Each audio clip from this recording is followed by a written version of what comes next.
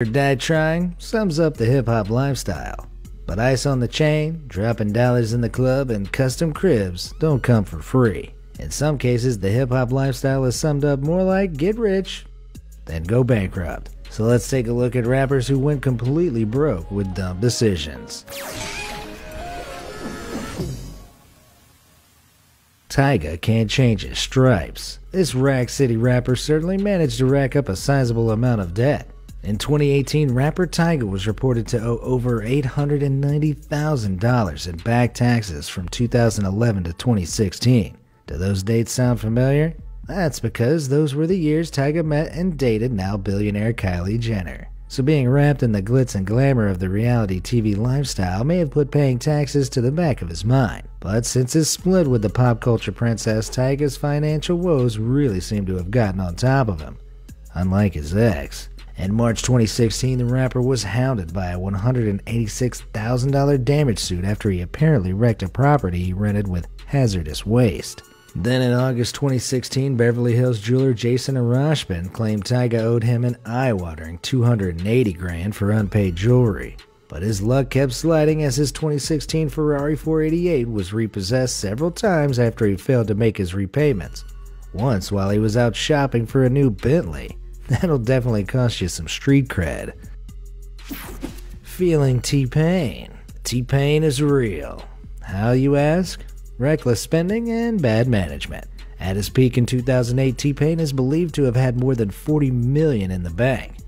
This hard-earned cash was almost immediately splurged, with the rapper buying outlandish things like a collection of 36 classic cars, including a $1.2 million Bugatti Veyron. Unfortunately, he managed to blow one of the $1 million car's radiators in less than 5 months, costing $90,000 to fix. In an interview from August 2019, T-Pain revealed he was also trusting his manager at the time to invest in real estate properties for him, assuming that he knew what he was doing. Although he never disclosed how many properties were bought or how much he spent, it turns out none of them ever sold. Bad investments and pure fiscal irresponsibility led to the foreclosures of his Florida home after he defaulted on his loan, racking up a bill of $117,158 in repayments, interest, and legal fees. His $6 million home in Atlanta also came under threat of foreclosure, and all of this is without mentioning his brother's recent medical bill at a huge $1.4 million. During this time, he admitted that he'd hit a financial low so deep that he was borrowing money to buy his kids Burger King. $40 million to $0 in 10 years? That's so fast it puts Bugatti to shame. Exhibit A, B, and C. The undisputed king of MTV in the early 2000s was none other than rapper and Pimp My Ride host Xzibit. But when the mighty fall, they fall hard. At his height, he was selling 1 million records per album, but by 2006, that number dropped to just 122,000. Everything then hung on the rapper's TV hosting career, but after Pimp My Ride was canceled in 2007, that paycheck fell flat. Public records show that in 2007, Xzibit was earning $497,175, but that plummeted to just $67,510 in 2008. For most people, that's a decent living, but if you've got 2 houses in Florida and New Mexico to mortgage, plus a high-end lifestyle to fund, that simply doesn't cut it. In 2009, he attempted to file for bankruptcy twice, and even though both attempts were dismissed, his finances were clearly in ruin. In total, he had $739,433 in assets, but court records from 2001 showed he owed over $959,000 in back taxes. To add insult to injury, it was revealed he didn't even own a pimped-out ride himself, but a leased-out 2006 Range Rover costing $2,230 a month. You may see him rolling, but I very much doubt you're hating. Aaron's party is over. Sometimes the dumbest decision is trusting that your parents know exactly what they're doing. That's what child star and now rapper Aaron Carter found out when he turned 18 back in 2005. Up until then, it was thought that his music industry success had earned him upwards of $100 million. But his birthday gift was a tax lien of $4 million, and somehow there was only $2 million left in his hedge fund. His parents had failed to put aside 15% of his earnings into a Coogan account, which is required by law in the United States for child actors. The rest had gone to a $10 million family compound, yachts, cars, and anything else that fueled his family's lavish lifestyle. Owing more than he had, in 2013, Carter had no choice but to file for bankruptcy. But that wasn't the end of his troubles. A life of being pampered meant Carter struggled to grasp how his finances worked and was taken advantage of by managers and people with access to his accounts. He assumed he was about $150,000 in debt, but after appearing on Spike TV's Life or Debt, it was revealed he was actually $227,000 in the hole. Ignorance is bliss, but it sure as hell isn't profitable. Bro Kanye West. There's no shame in admitting you need financial help. Just take a leaf out of Kanye West's Twitter. The 7-time platinum-selling rapper, also known as Yeezy, Yee, or the Louis Vuitton Don, really put himself out there in 2016 when he publicly stated he was in $53 million of personal debt. So how did this rapping giant fall so hard that he resorted to begging Mark Zuckerberg for money? The answer? Fashion. And I'm not talking about buying his wife a new wardrobe every day. She can do that herself. After the success of his album 808s and Heartbreaks, in 2009, Kanye tried to break into the fashion industry with his brand Pastel. But after storming in on Taylor Swift's moment on the 2009 VMA stage and humiliating himself, he retreated into the shadows and quietly folded the company. But he wasn't finished. In 2011, he tried his hand at high-end women's fashion, which was completely slammed by fashion critics.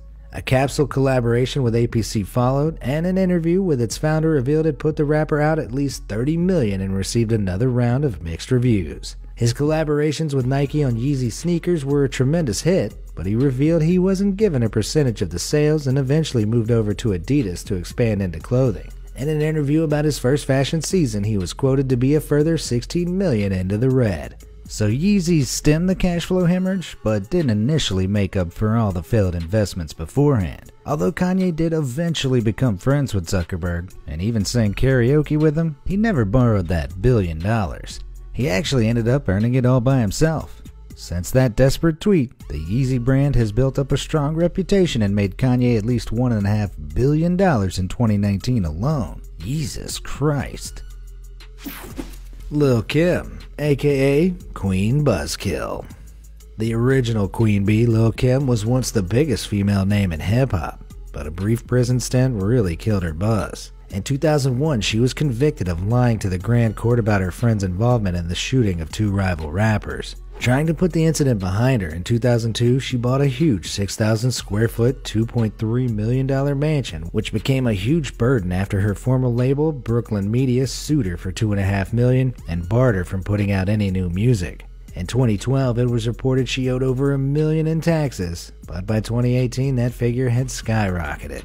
Despite a brief comeback in 2016, which saw her earn $823,000, this appears to have dropped to just over $180,000 in 2018. But after failing to make a $10,155 payment on her mansion that June, it emerged she owed creditors a staggering $4 million. $2 million owed to a loan company linked to her mansion, $1.8 million in unpaid taxes from 2004 to 2017, and $186,000 in unpaid legal bills. The incident forced her to declare bankruptcy.